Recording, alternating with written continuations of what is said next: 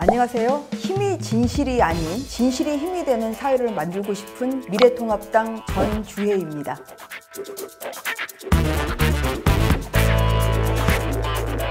의정 활동에 이제 보람을 느낄 수 있는 한 달이었습니다. 정당한 이유 없이 양육비를 이제 지급하지 않는 이런 부모에 대해서 신상을 공개한달지 처벌을 하는 이제 이런 법안을 좀 발의를 했습니다. 그래서 할 수 있다 없다 이게 재량행위라고 하는데요.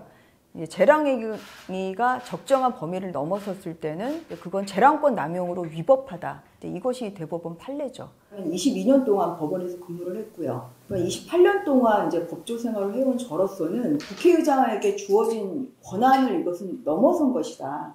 그런데 그 국회의장은 이제 그런 적정한 범위를 넘어서서 모든 의원들이 다 강제 배정이 이제 됐기 때문에 이제 그 부분에 있어서 제가 위법성을 좀 지적을 하고 있고요. 7월 15일에 이 법안이 효력을 발생을 하는 날인데요. 이해찬 당대표께서 법이 발효되기 전에 이미 이제 법 개정을 얘기한다는 것은 결국은 공수처장을 본인들이 생각하는 사람으로 하겠다.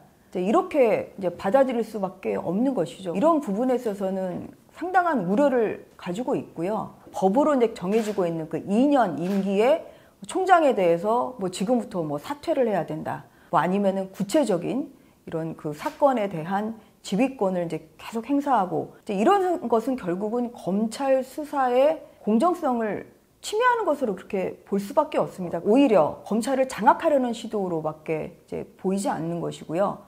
현재 이루어지고 있는 현 정권을 겨누고 있는 수사, 울산시장 선거 개입 사건이랄지, 정의연이나 윤미향 전 이사장에 대한 수사, 이런 부분에 있어서 이제 어떤 영향력을 미치려는 이제 그런 의도로 해석할 수밖에 없습니다.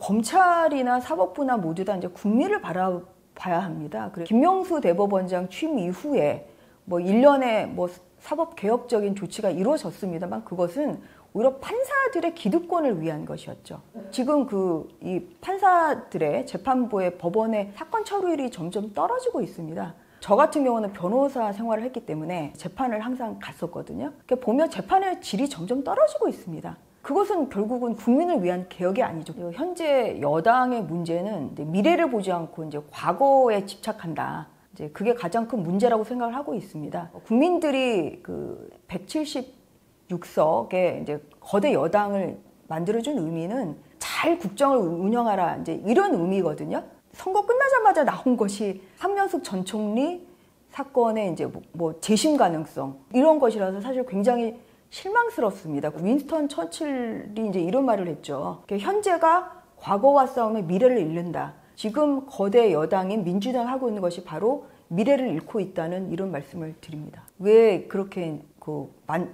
본인들이 이렇게 만들고 싶은 과거를 자꾸만 왜곡을 시키려고 하는 건지 그 부분은 저도 참 궁금합니다. 내로남불? 이분적 기준에 저는 발상 아닌가. 남이 하면 이제 죄가 되지만 내가 하면 무죄다. 조국 사태에서 이제 봤던 내로남불과 비슷하다고 저는 그렇게 생각하고 있습니다.